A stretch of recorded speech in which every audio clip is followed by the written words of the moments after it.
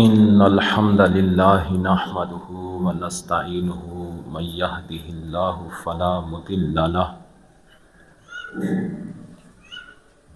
ومن يضلله فلا هادي له وأشهد أن لا إله إلا الله وحده لا شريك له ونشهد أن محمدا عبده ورسوله والصلاة والسلام على سيد الأنبياء والمرسلين اما بعد فاعوذ باللہ من الشیطان الرجیم بسم اللہ الرحمن الرحیم قد افلح من تزکا وذکر اسم ربہ فصلی بل تؤثرون الحیاۃ الدنیا والآخرۃ خیر وابقی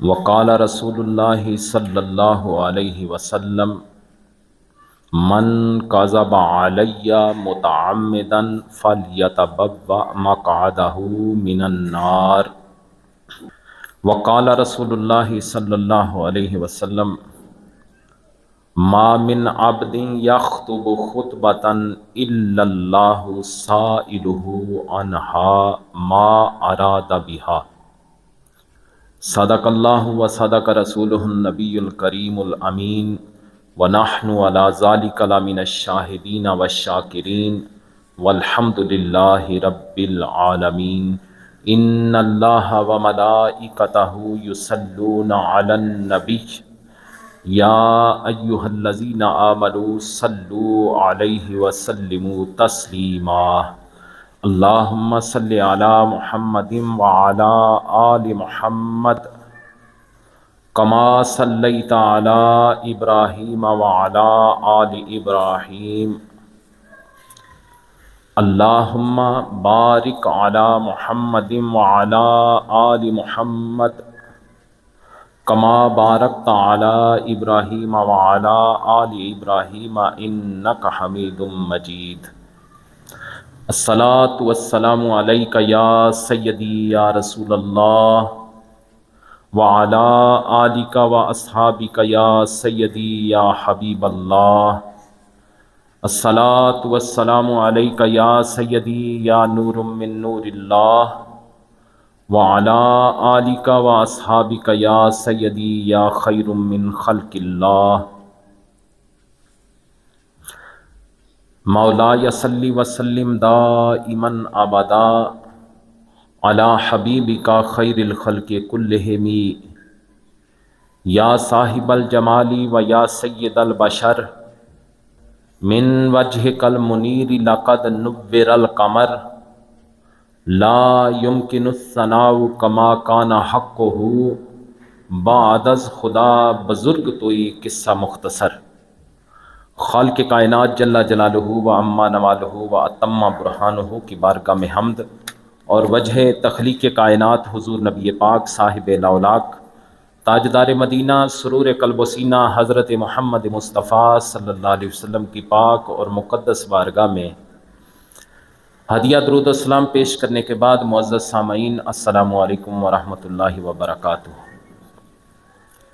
پچھلے جمعۃ المبارک کو ہم نے گفتگو کا آغاز کیا تھا شریعت اور طریقت اور تعلیمات غوثیہ۔ تو اس سلسلے میں پچھلے جمعۃ المبارک کو میں نے آپ کو چند چیزیں بتائیں، شریعت کیا ہوتی ہے، طریقت کیا ہوتی ہے، معرفت کیا ہوتی ہے، حقیقت کیا ہوتی ہے، سالک کسے کہتے ہیں، سلوک کیا ہوتا ہے۔ پھر اصطلاح میں مذہب، دین اور مکتبہ فکر کے حوالے سے بھی میں نے آپ کو بتایا۔ چونکہ حضور غوث الاعظم شیخ عبد القادر جیلانی رضی اللہ تعالی عنہ کا یہ مہینہ ہے، بڑی 11ویں شریف انہی ایام میں ہوتی ہے، آپ کا یوم وصال ہے، آپ کا عرس منایا جاتا ہے۔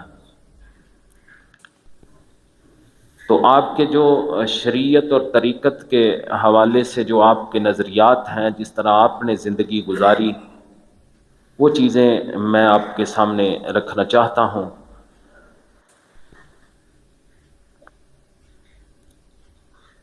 جو شریعت اور طریقت کے جو اصل معنی تھے وہ میں نے آپ کے سامنے پچھلے جمعے کو رکھے۔ اب طریقت پہ عمل کرنے والے، تصوف پہ عمل کرنے والے، جو اپنے آپ کو صوفیاء بھی کہتے ہیں، پیر بھی کہلاتے ہیں، مسند ارشاد پہ بھی بیٹھتے ہیں، سجادہ نشین بھی ہیں، پیری مریدی کرتے ہیں، ان میں کچھ ایسے لوگ جن کا موقف یہ ہے کہ شریعت اور ہے، طریقت اور ہے۔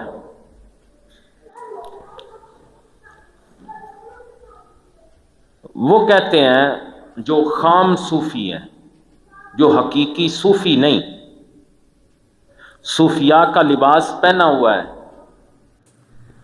صوفیاء کا روپ بنایا ہوا ہے،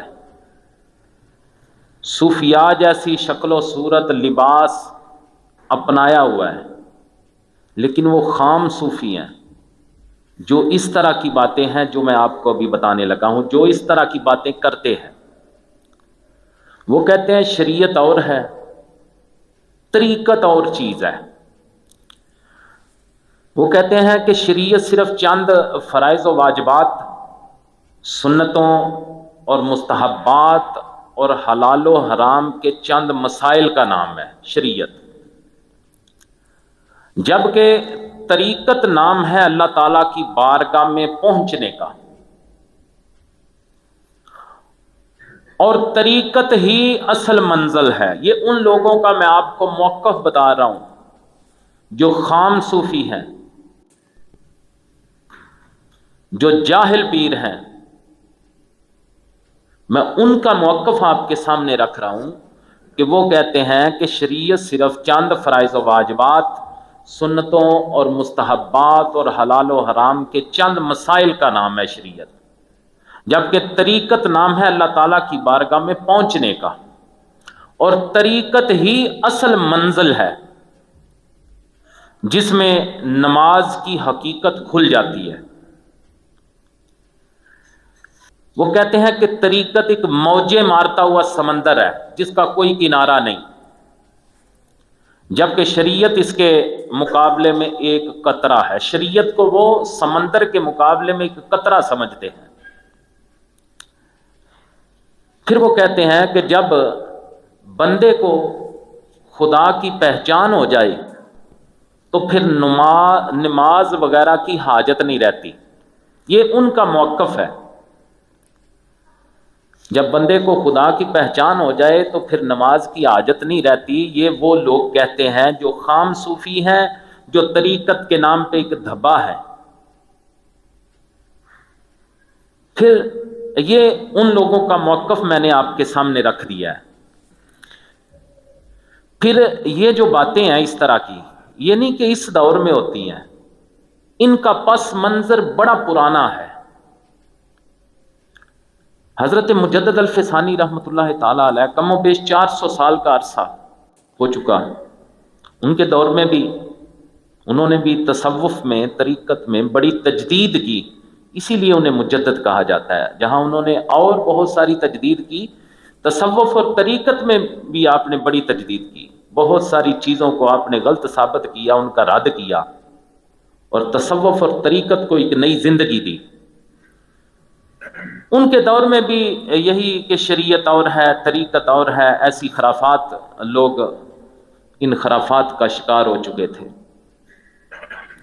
اور انہی باتوں کی رٹ لگائی جاتی تھی۔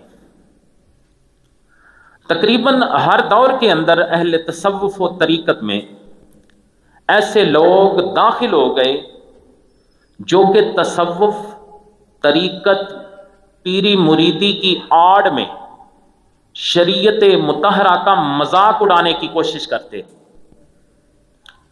لیکن ہر دور کے حقیقی صوفیاء اکرام نے، اللہ تعالیٰ ان کے درجات بلند فرمائے، ان حقیقی صوفیاء اکرام نے ایسے لوگوں کے باطل عزائم و خیالات کی سرکوبی کی حتی الامکان کوشش کی، جیسا کہ 5ویں صدی ہجری کے عظیم روحانی پیشوا اور صوفی باصفا حضرت علامہ مولانا پیر سید ابو الحسن علی بن عثمان حجویری المعروف داتا صاحب رحمۃ اللہ تعالی علیہ،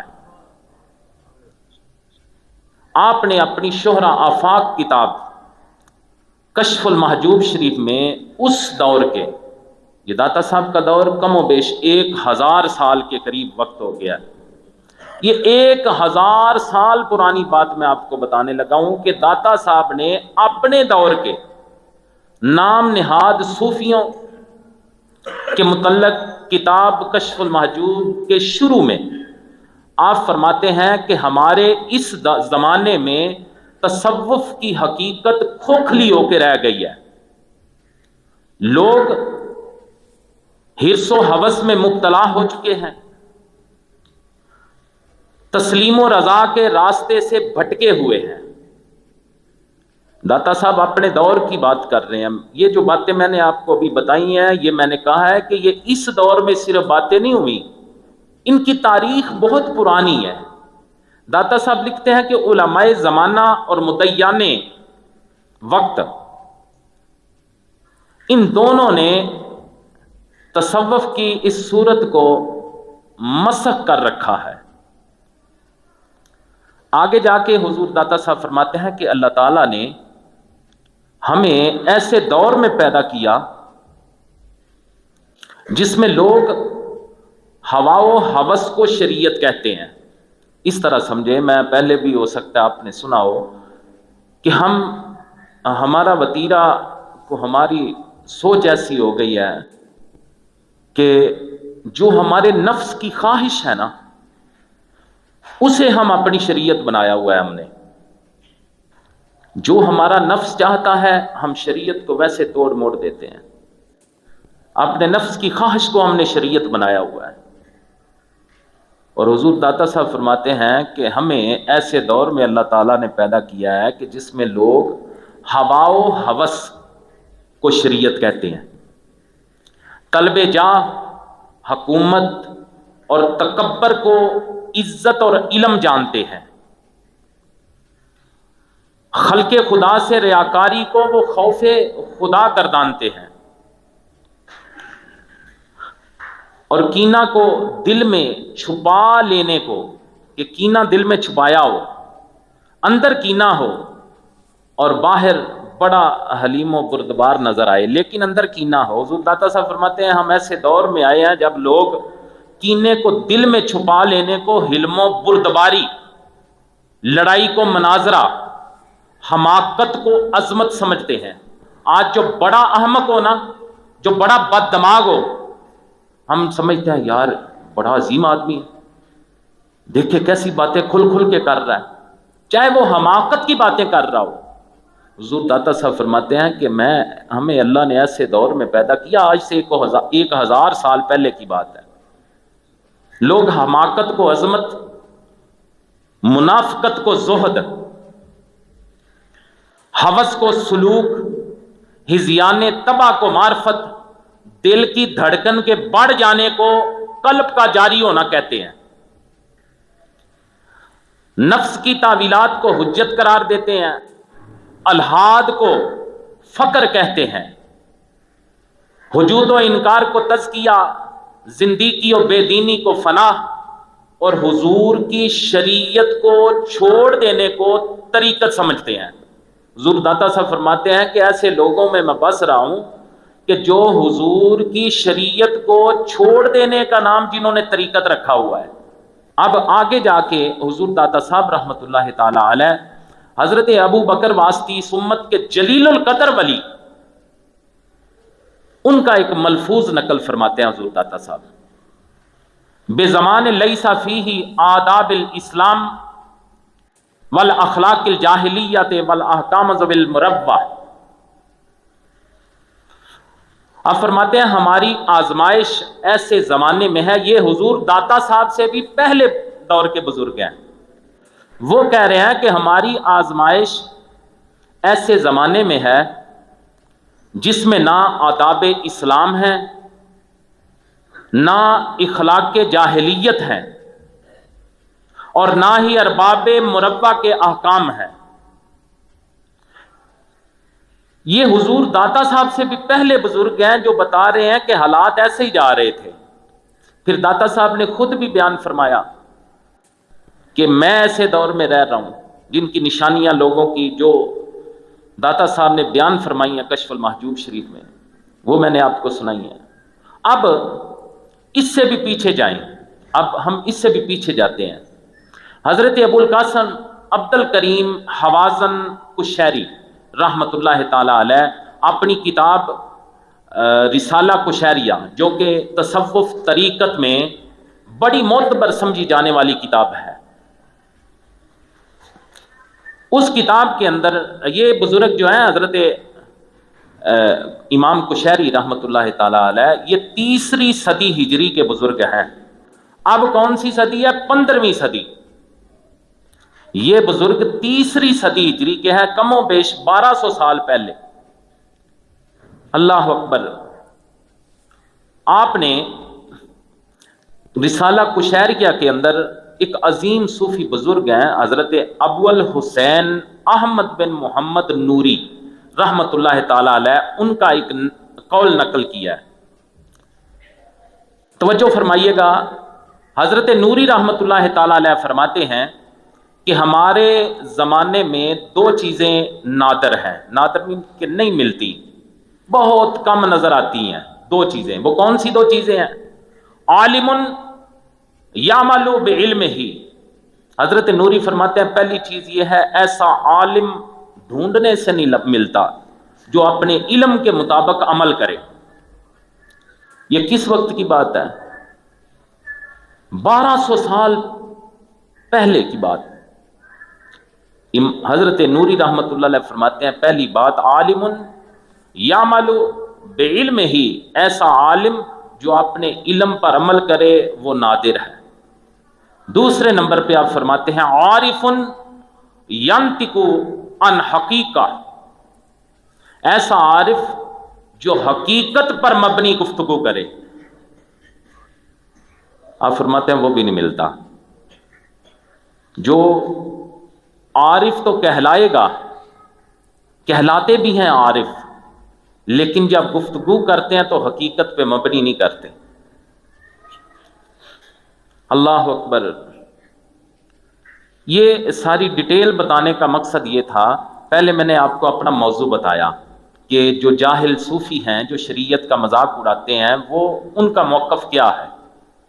پھر میں نے اس کی آپ کو ایک ہسٹری بتائی ایسی باتوں کی کہ یہ کب سے ایسی باتیں ہو رہی ہیں، شریعت کا مذاق اڑایا جا رہا ہے، یہ ان کی ہسٹری کتنی پرانی ہے۔ پھر میں نے آپ کے سامنے یہ بات رکھی ہے۔ اب آگے چلیں۔ اس معاملے میں سارے میں عقیدہ حق کیا ہے، حق کا عقیدہ کیا ہے، اپنا موضوع بھی سامنے رکھ دیا، صوفیہ خام کے جو نظریات ہیں وہ بھی میں نے آپ کے سامنے رکھ دیے جاہل صوفیوں کے، پھر اس کی ہسٹری بھی، ساری تاریخ بھی ایسی باتوں کی میں نے آپ کے سامنے رکھ دی۔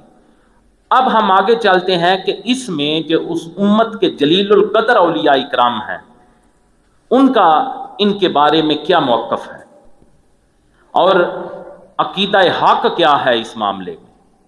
اعلیٰ حضرت امام اہل سنت مجدد دین و ملت مولانا شاہ احمد رضا قادری رحمۃ اللہ تعالی علیہ نے شریعت و طریقت کے متعلق اہل حق کے عقیدے کی ترجمانی کرتے ہوئے آپ نے مستقل طور پہ ایک رسالہ لکھا ہے اس موضوع پہ، اعلیٰ حضرت امام احمد رضا رحمۃ اللہ تعالی علیہ نے۔ اس کا نام ہے مقال عرفاء باعزاز شرع و علماء، اس نام کا رسالہ آپ نے لکھا ہے، جس میں سے میں چند چیزیں آپ کے سامنے رکھنے لگا ہوں جس سے آپ کے سامنے حق واضح ہو جائے گا کہ اہل سنت و جماعت اور جید اولیاء اکرام سلف صالحین جو بزرگ ہیں ان کا اس معاملے میں موقف کیا تھا. کیا وہ بھی شریعت کا مذاق اڑایا کرتے تھے؟ یہ ساری چیزیں آپ کے سامنے واضح ہو جائیں گی.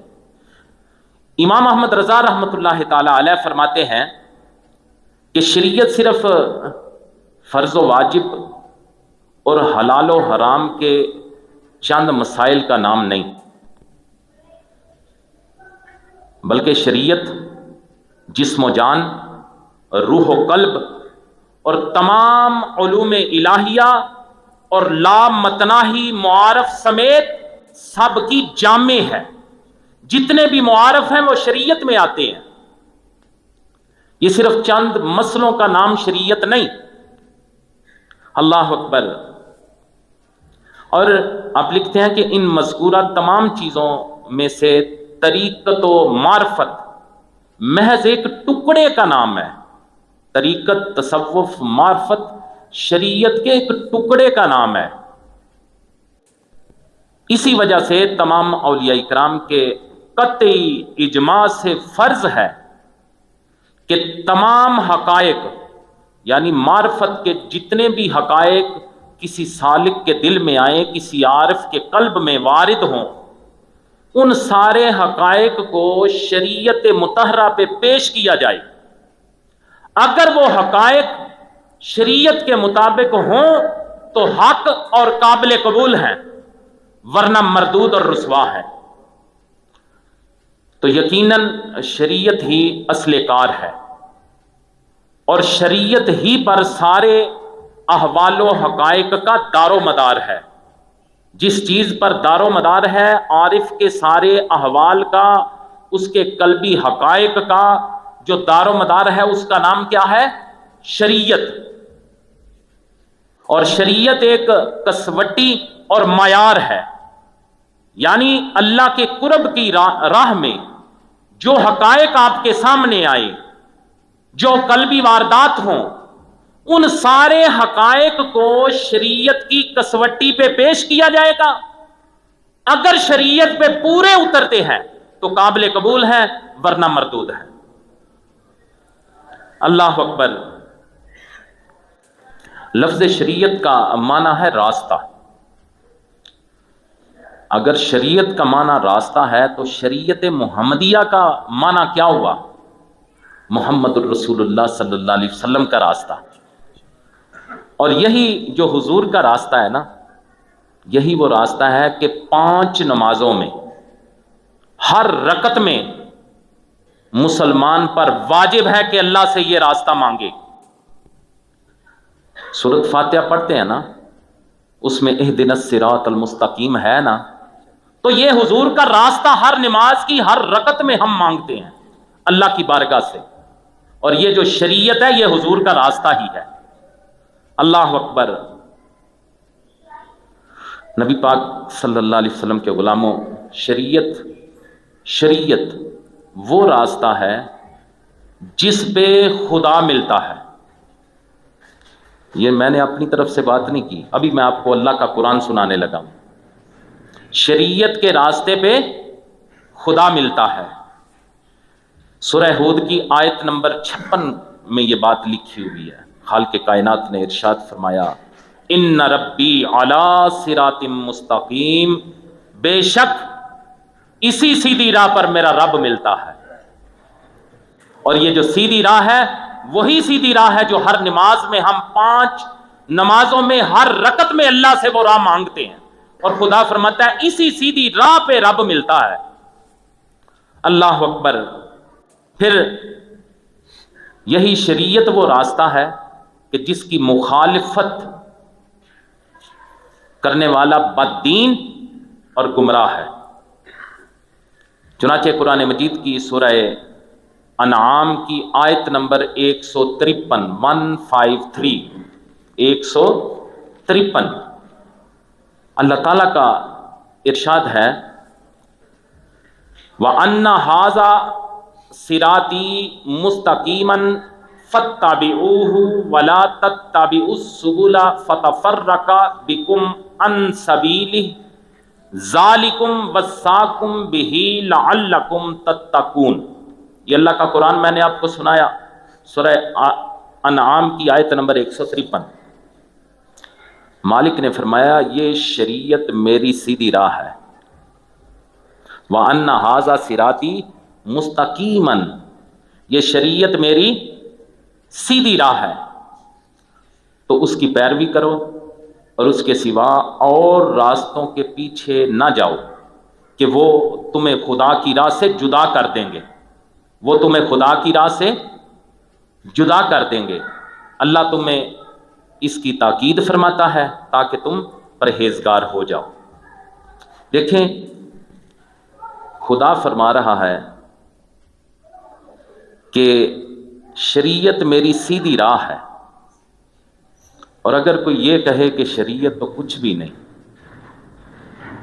شریعت کچھ بھی نہیں، تو ہم اس جاہل کی مانیں کہ اللہ کی مانیں. اللہ اکبر. دیکھیں قرآن مجید فرقان حمید نے صاف فرما دیا کہ شریعت ہی صرف وہ راہ ہے جس سے اللہ تعالیٰ کی بارگاہ تک پہنچنا نصیب ہوتا ہے.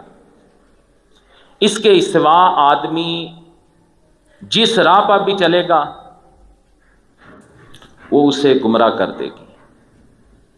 اور شریعت وہ راہ ہے کہ جس پہ چل کے بندے کو اللہ تعالیٰ کی بارگاہ میں پہنچنا نصیب ہوتا ہے. جو اور راہ بندہ اپنائے گا شریعت کے علاوہ وہ اسے اللہ تعالیٰ تک نہیں پہنچائے گی. اللہ اکبر. اسی طرح طریق، طریقہ اور طریقت، طریق، طریقہ اور طریقت، ان تینوں لفظوں کا معنی بھی راستہ ہے. یقیناً طریقت بھی راستے ہی کا نام ہے. اب اگر یہ جو طریقت والا راستہ ہے، سمجھیے گا طریقت کا معنی بھی راستہ، یہ بھی راستہ ہی ہے، لیکن اب اگر یہ راستہ شریعت سے جدا ہو، طریقت والا راستہ اگر شریعت سے جدا ہو تو قرآن مجید کی گواہی کے مطابق اللہ تعالیٰ تک نہیں پہنچائے گا. یہ میں اپنی طرف سے آپ کو کوئی قصے کہانی نہیں سنا رہا، اپنے مسلک کے محقق علماء اکرام کی میں ان کی تصریحات، ان کی تحقیق آپ کے سامنے رکھ رہا ہوں. امت کے جلیل القدر اولیاء اکرام کی تحقیق، ان کے فرمودات میں آپ کے سامنے رکھ رہا ہوں. یا اللہ حضرت امام احمد رضا رحمۃ اللہ تعالی علیہ کی کتاب سے میں نے آپ کے سامنے باتیں کر رہا ہوں. نبی پاک صلی اللہ علیہ وسلم کے غلاموں، اگر طریقت والا راستہ شریعت سے جدا ہے تو اللہ تعالیٰ تک نہیں پہنچائے گا بلکہ دوزخ میں لے کے جائے گا. کیونکہ شریعت کے علاوہ تمام راستوں کو، تمام راہوں کو قرآن مجید نے باطل اور مردود قرار دیا ہے. تو اس سے یہ ثابت ہوا یہ جو طریقت ہے نا، یہی شریعت ہی طریقت ہے. پچھلے جمعے میں نے آپ کو بتایا تھا کہ طریقت جو ہے وہ شریعت کا عین ہے. اعلیٰ حضرت کے مطابق میں آپ کو یہ بتا رہا ہوں، یا آپ کی تحقیق جس میں 2 آیات بھی آپ کے سامنے رکھی، کہ یہ جو طریقت ہے نا یہ شریعت ہی کا نام طریقت ہے. اللہ اکبر. اور طریقت اسی روشن راہ یعنی شریعت کا ایک ٹکڑا ہے، اسی راستے کا، اسی سڑک کا، اسی راہ کا ایک ٹکڑا جو ہے اسے طریقت کہا جاتا ہے. طریقت شریعت سے جدا نہیں. کوئی پیری فقیری، کوئی تصوف، کوئی ایسا راستہ نہیں جو شریعت کی خلاف ورزی کرے اور اللہ تعالیٰ کی بارگاہ تک آپ کو پہنچا دے. ایسا ممکن ہی نہیں کہ شریعت کی خلاف ورزی کر کے، نمازوں کا مذاق اڑا کے، دین پہ عمل کرنے والوں کا مذاق اڑا کے، حقارت کی نگاہ سے شریعت کو دیکھ کے اگر کوئی یہ کہے کہ میں بہت بڑا عارف ہوں، وہ عارف نہیں، وہ جہنم کے نچلے درجے میں جائے گا. اللہ اکبر. نبی پاک صلی اللہ علیہ وسلم کے غلاموں، شریعت کا طریقت سے جدا ہونا ناممکن ہے. شریعت کا طریقت سے اور طریقت کا شریعت سے جدا ہونا ناممکن ہے. جو شخص طریقت کو شریعت سے جدا مانے وہ طریقت کو خدا کا راستہ ہی نہیں مانتا. خود وہ چاہے کہ میں طریقت پہ عمل کر رہا ہوں اور یہ کہے کہ طریقت جو ہے یہ اور ہے، شریعت اور ہے. اگر وہ طریقت کو شریعت سے جدا مانے گا تو قرآن مجید کی اس آیت کے مطابق وہ بندہ اپنے کردار سے، اپنی ان باتوں سے، اپنے افکار سے وہ طریقت کو خدا کا راستہ ہی نہیں مانتا. اللہ اکبر. پھر آگے بات سمجھیں کہ طریقت میں جو حقائق، حقیقتیں، جو قلبی واردات، ایک عارف پہ، سالک پہ جو حقائق کھلتے ہیں وہ شریعت پر پیروی کا صدقہ ہے. کسی بھی عارف کو، کسی بھی سالک کو جب اللہ کے قرب کے راستے پہ وہ چلتا ہے تو اس راستے پہ چلتے چلتے جو حقائق اس پہ کھلتے ہیں وہ سارے حقائق شریعت کا صدقہ ہے. ورنہ شریعت کی پیروی کے بغیر بڑے بڑے کشف تو راہبوں کو بھی ہوتے ہیں، ہندوؤں جوگیوں کو بھی ہوتے ہیں، پنڈتوں کو ہوتے ہیں، بڑے بڑے سنیاسیوں کو بھی ہوتے ہیں، لیکن ان کے کشف جو ہیں انہیں دوزخ میں لے کے جائیں گے. لیکن جو شریعت کا دامن پکڑ کے اللہ کے قرب کی راہ طے کرے گا اس سالک کے جو حقائق ہوں گے، کشف ہوں گے، اسے جنت میں لے کے جائیں گے. اللہ اکبر.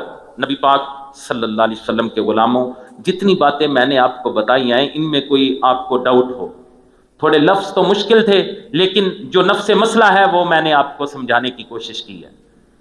آگے چلیں. اب اس پہ میں آپ کو اس امت کے جلیل القدر جو اولیاء کرام ہیں ان کا فرمودات کیا ہے اس معاملے میں، دلائل کے طور پہ میں اس امت کے جلیل القدر اولیاء کرام کے فرمودات آپ کے سامنے رکھنے لگا ہوں. رسالہ کشیریہ کے اندر حضرت سری سکتی رحمت اللہ تعالی علیہ، بہت پرانے بزرگ، آپ فرماتے ہیں کہ تصوف کا اطلاق، تصوف مین طریقت، پیری مریدی، اس کا اطلاق 3 باتوں پر ہوتا ہے. صوفی کی معرفت کا نور اس کے تقوی کے نور کو نہ مٹائے، پہلی بات. یعنی وہ تقوی کے ساتھ اللہ کا عارف بنے گا. کوئی وقت ایسا نہیں آئے گا کہ صوفی یہ کہے کہ وہ تقوی جو ہے وہ کوئی حیثیت نہیں رکھتا. ایسی کوئی معرفت ہے ہی نہیں جو تقوی کے نور کو مٹا دے. آپ فرماتے ہیں کہ پہلی بات حضرت سری سکتی رحمت اللہ تعالی علیہ کہ صوفی کی معرفت کا نور اس کے تقوی کے نور کو نہ مٹائے، اور صوفی باطنی طور پر ایسے علم میں گفتگو نہ کرے جس کو کتاب و سنت کا ظاہر توڑے. یعنی اس کی زبان سے کوئی ایسی بات نہ نکلے جو شریعت، ظاہری جو شریعت ہے جس میں سر منہ بھی اس کی مخالفت نہیں ہونی چاہیے. اللہ اکبر. تیسری بات، صوفی کی کرامات اللہ کے محارم کے پردوں کو نہ پھاڑیں. اللہ تعالی کہ جو اس کی شان کے لائق اس کی شانیں ہیں، صوفی کی کرامات انہیں نہ پھاڑے. حضرت بشر حافی رحمت اللہ تعالی علیہ فرماتے ہیں کہ مجھے خواب میں رسول اکرم صلی اللہ علیہ وسلم کی زیارت کی سعادت ملی تو آقا کریم صلی اللہ علیہ وسلم نے فرمایا، یا بشر اتدری لما رفعک اللہ من بین اقرانک. اے بشر، کیا تم جانتے ہو کہ اللہ نے تمہارے ساتھیوں سے تمہارا مرتبہ کیوں بلند کیا ہے؟ اب کہتے ہیں حضور نے مجھ سے خواب میں پوچھا کہ بشر تمہیں پتہ ہے کہ اللہ تعالیٰ نے تمہارے ساتھیوں میں تمہارا مرتبہ کیوں بلند کیا ہے؟ اللہ اکبر. کہنے لگے، میں نے عرض کی یا رسول اللہ صلی اللہ علیہ وسلم، حضور مجھے نہیں پتا. تو آقا کریم صلی اللہ علیہ وسلم نے فرمایا بے اتباعک لسنتی و خدمتک للصالحین و نصیحتک لاخوانک و محبتک لاصحابی و اہل بیتی و هو الذی بلغک منازل الابرار۔ حضرت بشر رافی فرماتے ہیں جب میں نے کہا حضور مجھے نہیں پتا، تو آقا کریم صلی اللہ علیہ وسلم نے فرمایا کہ یہ جو تمہارے ساتھیوں میں تمہارا مرتبہ بلند اللہ نے کیا ہے نا، اس لیے کیا ہے کہ تم میری سنت کی اتباع کرتے ہو، دوسرے نمبر پہ تم صالحین کی خدمت کرتے ہو، مسلمان بھائیوں کی خیر خواہی کرتے ہو، اور میرے صحابہ اکرام اور میرے اہل بیت سے محبت کرتے ہو۔ یہی وہ بات ہے جس نے تمہیں نیکوکار لوگوں کے مرتبوں تک پہنچا دیا ہے۔ اس امت کے جلیل القدر ولی کا بیان بڑی معتبر ترین کتاب کے اندر موجود ہے۔ حضرت بایزید بسطامی رحمت اللہ تعالی علیہ سے نا کسی شخص کے متعلق آ کے کسی نے بتایا، کسی شخص کی وہ زہد و تقوی کے متعلق کہ فلاں علاقے میں کوئی بڑا متقی بزرگ ہے، بڑا زاہد بزرگ ہے، بڑا نیک ہے۔ اب تک وہ شہرت پہنچی اس عارف کی، اس نیک بندے کی، تو حضرت بایزید بسطامی رحمۃ اللہ علیہ نے جب شہرت سنی تو اس کی زیارت کے لیے اپنے ساتھیوں کو، مریدوں کو ساتھ لیا، تو آپ اس شخص کی زیارت کے لیے چلے گئے۔ جب وہ شخص گھر سے نکل کے مسجد میں داخل ہوا تو اس نے قبلہ کی طرف منہ کر کے تھوک دیا، جس کی شہرت سن کے حضرت بایزید بسطامی رحمت اللہ تعالی علیہ اپنے علاقے سے چلے، دور دراز کا سفر طے کیا۔ جب وہاں پہنچے تو وہ ولی جس کی تعریف سنی تھی، وہ عارف جس کی شہرت سن کے آئے تھے، جب وہ مسجد میں داخل ہونے لگا تو اس نے قبلہ کی طرف منہ کر کے تھوک دیا۔ آپ فوراً واپس آ گئے اور اس شخص کو سلام تک نہ کیا۔ لوگوں نے عرض کی حضور اتنا سفر کیا، کیا ہوا ہے، معاملہ کیا ہے؟ اللہ اکبر۔ تو آپ نے فرمایا یہ شخص جس کی شہرت کو مجھے سنا رہے تھے، میں عقیدت لے کے چلا تھا، وہ شخص نبی پاک صلی اللہ علیہ وسلم کے آداب میں سے کسی ایک ادب کی وہ حفاظت نہیں کر سکا، تو وہ ولایت اور زہد کی حفاظت کیسے کر سکے گا؟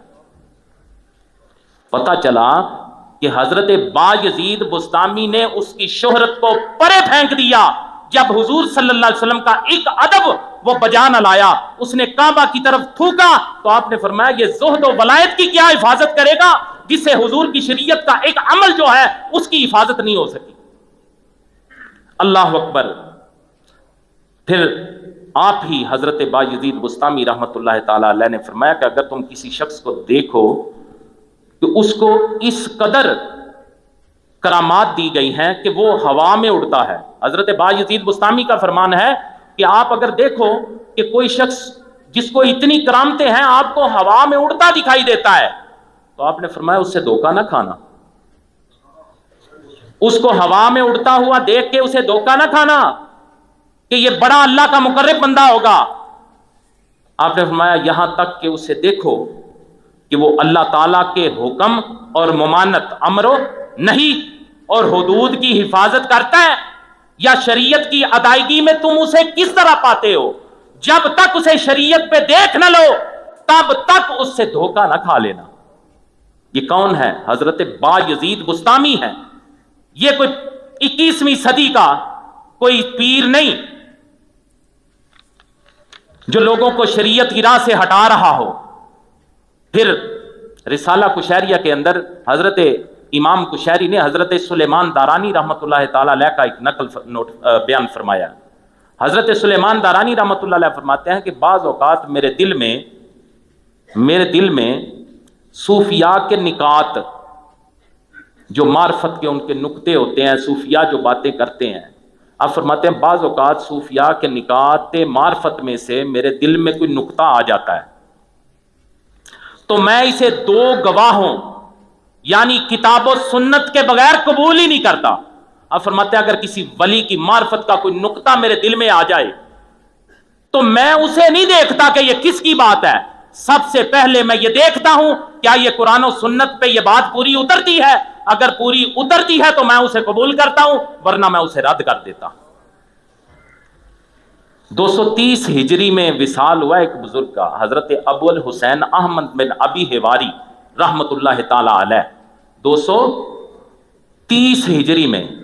ان کا فرمان بھی رسالہ کشیریہ کے اندر موجود ہے۔ آپ فرماتے ہیں من عامل عملا بلا اتباع سنت رسول اللہ فباطل عملہ۔ حضرت حواری رحمت اللہ تعالی علیہ فرماتے ہیں کہ جو شخص سنت رسول کی اتباع کے بغیر عمل کرے، اگر کوئی شخص ایسا عمل کرے جو حضور کی سنت کے بغیر ہے، من عامل عملا بلا اتباع رسول اللہ فباطل عملہ، جو شخص سنت رسول صلی اللہ علیہ وسلم کی اتباع کے بغیر عمل کرے اس کا عمل باطل ہے۔ کوئی بھی عمل ہو، آپ فرماتے ہیں اگر حضور کی شریعت کے باہر ہے تو وہ باطل ہے، اگر حضور کی سنت میں کی اتباع اس میں نہیں۔ اللہ اکبر۔ حضرت جنید بغدادی، بڑی توجہ سے یہ بات آپ نے سننی ہے، یہ وہ پوائنٹ ہے جس سے ہمیں یہ لوگ گمراہ کرتے ہیں۔ اللہ تعالیٰ کی بارگاہ میں سر جھکتے ہوتے ہیں ہمارے نوجوانوں کے، تو اتنے بدبخت ہیں انہیں خدا کی بارگاہ سے اٹھا کے اپنے قدموں میں سجدے کروانے لگ جاتے ہیں۔ یہ بڑی توجہ سے بات سمجھیے گا۔ حضرت جنید بغدادی رحمت اللہ تعالی علیہ کے سامنے بعض اہل معرفت کا ایک قول بیان کیا گیا۔ وہ قول کیا تھا کہ بعض اہل معرفت کہتے ہیں کہ ترقی کرتے کرتے، ترقی سے مراد اللہ کا قرب پاتے پاتے، بعض اہل معرفت اس مقام تک پہنچ جاتے ہیں کہ وہ نیکی اور اللہ کے قرب کے لیے اعمال ترک کر دیتے ہیں۔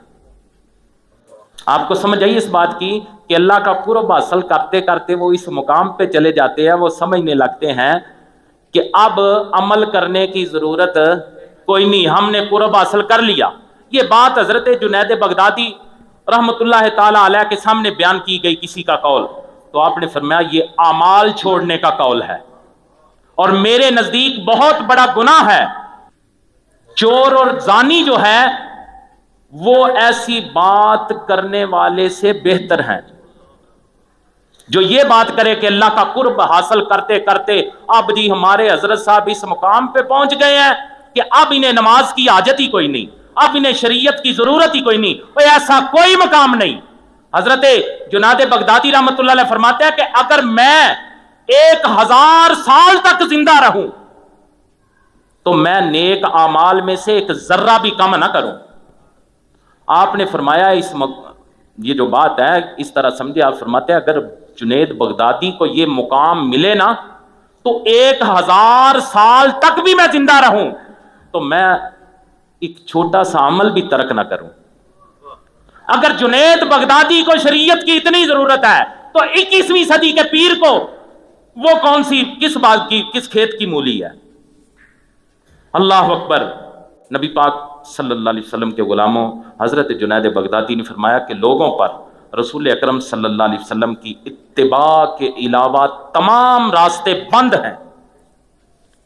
کوئی پیری فقیری، کوئی ایسی معرفت، کوئی ایسے حقائق، میں پوری ذمہ داری کے ساتھ اپنے بزرگوں کی جو تعلیمات ہیں، جو علماء حقہ کے جو ملفوظات ہیں ان کے حوالے سے بات کر رہا ہوں۔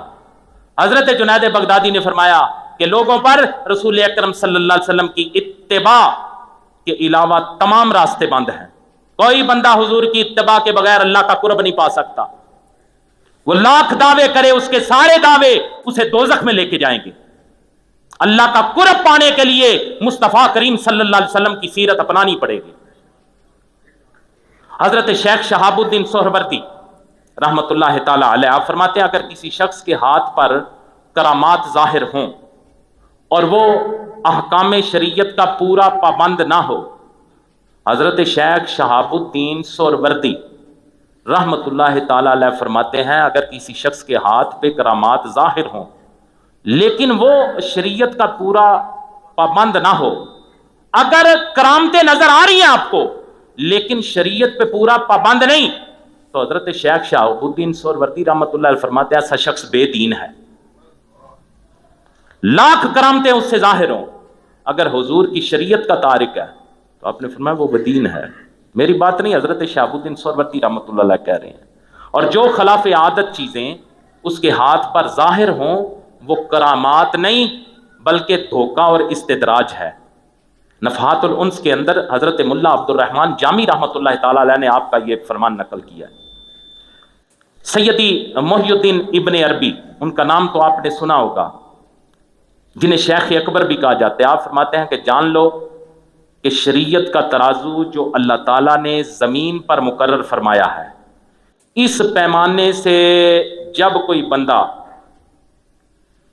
باہر نکلتا ہے،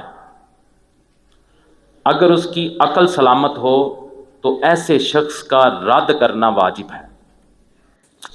نہیں سمجھ آئی آپ کو؟ حضرت ابن عربی فرماتے ہیں کہ جان لو کہ شریعت کا ترازو جو اللہ تعالیٰ نے زمین پر مقرر فرمایا ہے، یہ وہی ہے جو علماء شریعت کے ہاتھ میں ہے.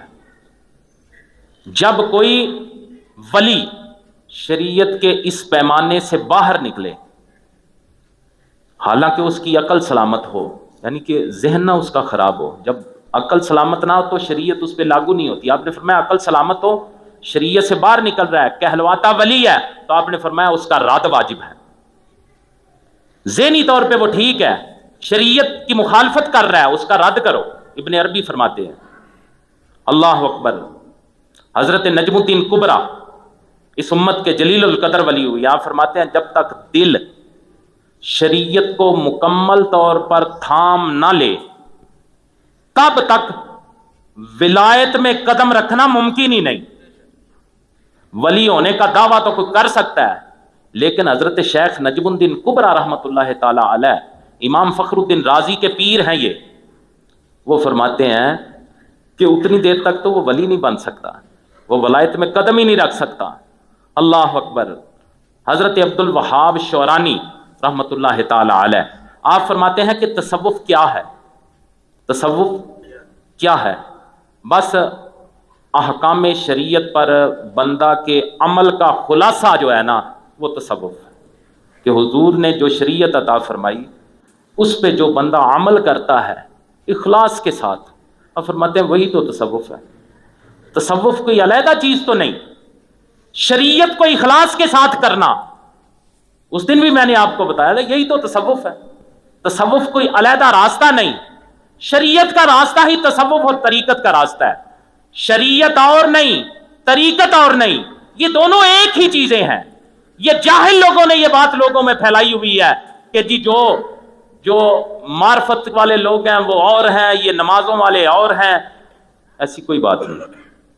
جو شریعت کا دامن تھامے اور اخلاص کے ساتھ تھامے وہی صوفی ہے، وہی سالک ہے، وہی اللہ کے قرب کی راہ منزلیں طے کرتا ہے. طریقت کوئی علیحدہ چیز نہیں. آج کی گفتگو میں ہم نے یہ سمجھا کہ صوفیاء خام جو ہیں وہ کیا کہتے ہیں کہ شریعت اور ہے، طریقت اور ہے. اور میں نے آپ کو دلائل سے یہ بتایا کہ شریعت اور نہیں، طریقت اور نہیں، یہ ایک ہی چیز ہے. شریعت کو اخلاص کے ساتھ خالصتاً اللہ تعالیٰ کی رضا کے لیے، اس کا قرب پانے کے لیے مخلص ہو کے کرنے کا نام ہی تو طریقت ہے.